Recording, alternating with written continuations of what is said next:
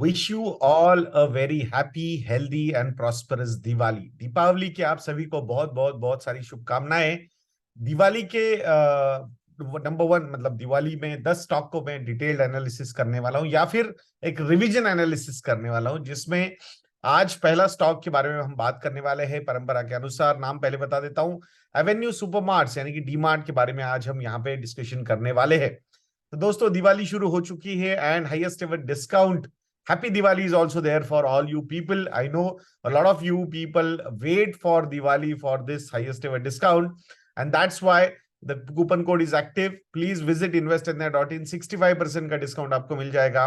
Research products, complete model portfolio subscription, Stockometer plus and Fundometer. अगर combo offers और 3 साल के सब्सक्रिप्शन आप लेते हो, then the discount should be as high as 70 to 75% also. आशा करूंगा आप investindia.in को जरूर विजिट करोगे। सो अब बात करते हैं डी मार्ट के बारे में। लास्ट संवत से लेके इस संवत मतलब संवत 2079 पूरा अगर हम देखते हैं तो अराउंड 12% से ये स्टॉक गिरा है। लास्ट टाइम अक्टूबर से लेके अक्टूबर में स्टार्ट हुआ था, एंड ऑफ अक्टूबर। तो वहां से अगर हम देखते हैं तो ऑलमोस्ट ऑलमोस्ट 12% से ये स्टॉक नीचे गिरा है, कंसोलिडेशन हुआ है। सो रीजन क्या है उसके पीछे के? I think muted profit growth, ये सबसे बड़ा रीजन लगता है। हार्डली 1% से लास्ट 12 मंथ्स में कंपेयर टू अर्लियर 12 मंथ्स के अगर हम प्रॉफिट्स की ग्रोथ देखते हैं, अराउंड 2300 करोड़ रुपए के ही दोनों प्रॉफिट्स है। And that is the reason कि यहाँ पे प्रॉफिट ग्रोथ ना दिखने की वजह से एक कंसोलिडेशन जो स्टॉक में हो रहा था, वहां पे हमने एक प्राइस करेक्शन होता हुआ भी इस स्टॉक में देखा है, विच वॉज नेसेसरी ऑल्सो। क्योंकि वैल्यूएशन के पॉइंट ऑफ व्यू से अगर आप देखोगे, price to earnings ratios are more than 100 times for quite a long time. Reason क्या है इसके पीछे? आई थिंक फ्री फ्लोट कम होने की वजह से मार्केट में ये प्रीमियमनेस थोड़ा सा स्टॉक में ज्यादा हमें दिखता है। अराउंड 74-75% की जो होल्डिंग है वो प्रमोटर्स के पास है। लास्ट 12 मंथ्स में एफआईआईज ने अपनी होल्डिंग यहाँ पे कम की है, डीआईएस ने अपनी होल्डिंग एक्चुअली यहाँ पे बढ़ाई है ऑलमोस्ट 1.25% से। रिटेल यानी कि पब्लिक के पास होल्डिंग ऑलमोस्ट उतनी ही है, थोड़ी बहुत आगे पीछे हुई है। So what is the major thing? FIIs have decrease the holding but DIIs have increase the holding. In a way index का पार्ट होने की वजह से भी लार्ज कैप में अगर बिगर यूनिवर्स हम देखते हैं 100 का, NSA 100, Nifty 100, so definitely being a part of the index, वहां पे कुछ कैश फ्लोज रेगुलरली भी जा रहे हैं। We can not deny that, and that could be one of the reason why domestic institutional investors are increasing the holding directly और indirectly. But overall मतलब अभी लास्ट 12 मंथ्स में क्या हो गया इसको तो हमने देख लिया, बट ओवरऑल ये स्टॉक कैसा लगता है इसके बारे में भी थोड़ा सा समझने की जरूरत है, मुझे ऐसा लगता है। बिजनेस मॉडल काफी सेट है। दे सोर्स चीपर, मतलब चीपर सोर्स करते हैं। मेजरली क्रेडिटर्स जो होते हैं उनको जल्दी पेमेंट्स दे देते हैं, and that is the main reason I think यहाँ पे कंपनी को काफी अच्छे डिस्काउंट्स मिलते हैं फ्रॉम दी सप्लायर्स। सो ये एक बहुत बड़ा रीजन है कि lowest price compare to the competitors देने की जो कैपेसिटी है इनके पास वो बहुत ज्यादा है। बिजनेस भी अलग तरीके से करते हैं।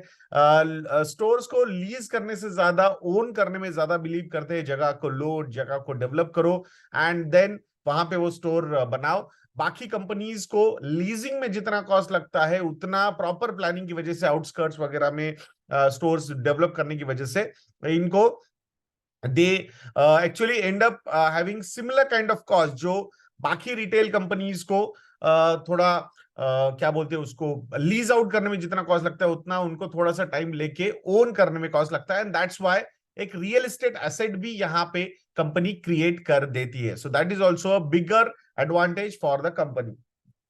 बाकी ओवरऑल अगर आप देखते हो कि एक क्लस्टर बेस्ड अप्रोच कंपनी चलाती है। सो मतलब दे आइडेंटिफाई रीजन्स, उस रीजन में धीरे धीरे प्रेजेंस बढ़ा के एक बढ़िया अपना मॉडल डेवलप करना और उसके बाद नए रीजन में एंट्री लेना, ये एक typical cluster based model company हमेशा लेती है, and it has worked also really well, and that's why you will not see them pan India. So western part हो, मिडिल मतलब एमपी जैसा पार्ट हो, या फिर देन नॉर्दर्न पार्ट हो, तो ऐसे क्लस्टर बेस्ड वो अप्रोच लेके अपने स्टोर्स वहां पे बढ़ा रहे हैं। बाकी रेवेन्यू मिक्स के पॉइंट ऑफ व्यू से अगर हम बात करते हैं तो 3 सेगमेंट से मेजर रेवेन्यू आता है, फूड सेगमेंट से, नॉन फूड सेगमेंट से and general merchandise and apparel segment से। तो फूड सेगमेंट से 56.2% का रेवेन्यू आता है कंपनी के पास, 20.6% नॉन फूड्स यानी कि एफएमसीजी सेगमेंट से आता है। ये दोनों जो सेगमेंट्स है ये इतने ज्यादा मार्जिन वाले सेगमेंट्स नहीं है, बट अगर हम जनरल मर्चेंडाइज और अपैरल की बात करते हैं जो 23.2% रेवेन्यू मिक्स को कंट्रीब्यूट करता है, तो वहां पे अच्छे मार्जिन होते हैं। But this particular segment has actually gone down from almost 26-28% in FY17 and 18 to almost 23.2%। तो ये एक रीजन है कि यहाँ थोड़ा बहुत प्रेशर जो है मार्जिन पे देखा गया कंपनी में, एंड ओवरऑल प्रॉफिटेबिलिटी की ग्रोथ भी थोड़ी सी यहां से इंपैक्ट हुई है। So we can not deny that. So ये एक चीज है, but I strongly feel that कि over the period these things will improve. Consolidation can happen for some more time, but this is one company, one sector which should be on your radar from the long term point of view. Total number of stores की अगर हम बात करते हैं around 336 stores है company के पास। वैसे देखा जाएगा तो जिसका जो ये मतलब जो कंपटीशन माना जाता है रिलायंस रिटेल, उनके पास 18,650 स्टोर्स है।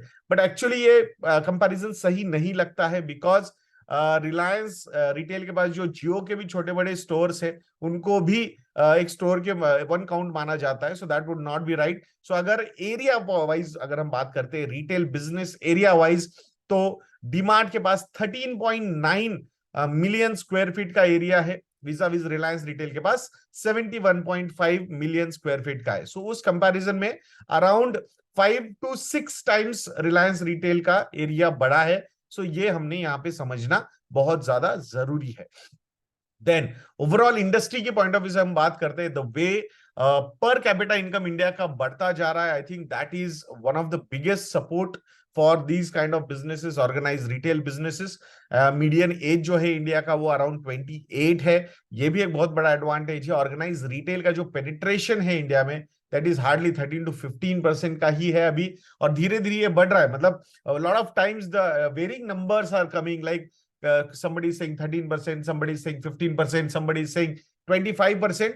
आई थिंक किस किस चीज को, मतलब अगर कोई एक किराना स्टोर है और वो किसी ऑर्गेनाइज रिटेल की चेन का पार्ट है सप्लाई के पॉइंट ऑफ व्यू से, तो उसको भी ऑर्गेनाइज रिटेल में माना जा रहा है। सो आई थिंक अभी भी मुझे लगता है that bifurcation is not clear, but the way things are happening, technology is improving, मुझे ऐसा लगता है कि ये पेनिट्रेशन काफी ऊपर जा सकता है।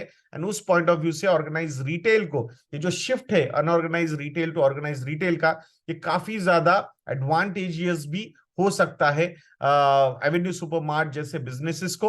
Lot of people are thinking कि रिलायंस रिटेल और एवेन्यू सुपरमार्ट्स का एक्चुअल कंपटीशन बहुत ज्यादा चल रहा है। I strongly feel that Reliance retail हो और या फिर डीमार्ट हो, ये in a way they are competing with the unorganised retail mom and pop stores, kirana stores, और वहां से मार्केट शेयर इनका लेना ऑलमोस्ट तय माना जा रहा है। सो ये भी एक एंगल है जो इनके अर्निंग विजिबिलिटी और ग्रोथ पोटेंशियल को बहुत ही जबरदस्त तरीके से दर्शाता है। याद रखिएगा हमेशा किसी भी इंडस्ट्री में, स्टॉक में अगर आप इन्वेस्ट करना चाहते हो तो अर्निंग विजिबिलिटी यानी कि कितने लंबे समय के लिए कंपनी के अर्निंग्स की विजिबिलिटी नजर आती है, श्योरिटी नजर आती है। दूसरा है ग्रोथ पोटेंशियल। तो यहाँ नॉमिनल जीडीपी ग्रोथ अगर हम 12% की कंसीडर कर रहे हैं for 1 or 2 decades, next 2 decades, तो उतना ग्रोथ तो इन कंपनीज में होना ही चाहिए। ऊपर से अगर unorganise retail to organise retail का अगर शिफ्ट होता है तो that also should give a good addition to the overall growth numbers. जैसे जैसे नंबर्स बढ़ेंगे वैसे वैसे मार्जिन्स भी इंप्रूव हो सकते हैं कंपनीज के। So from that point of view operational efficiency या फिर ऑपरेटिंग लिवरेज प्ले आउट होगा and margins will improve. And that's why अगर आप 12-15% की रेवेन्यू ग्रोथ से काम कर रहे हो, so then the profit growth could be on a higher side, 1.2 to 1.3 times का multiple on the revenue growth profit के ग्रोथ में मिल सकता है।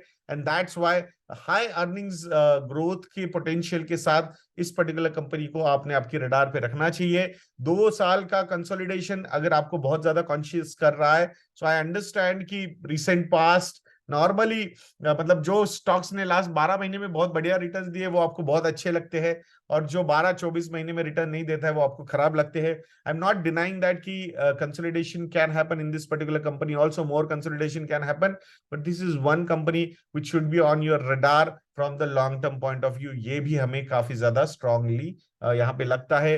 रेवेन्यू ग्रोथ काफी अच्छी है डबल डिजिट में, उसके ऊपर अच्छा प्रॉफिट ग्रोथ भी एक अच्छी पॉसिबिलिटी है, और प्रूवन बिजनेस मॉडल कंपनी के पास अवेलेबल है, and that's why this is one company which should be on your radar from means I think investment point of view. On radar बोल रहे, direct invest जाके मत कीजिएगा, adviser को पूछ के ही इन्वेस्टमेंट के कॉल्स आप लोगों ने लेनी चाहिए।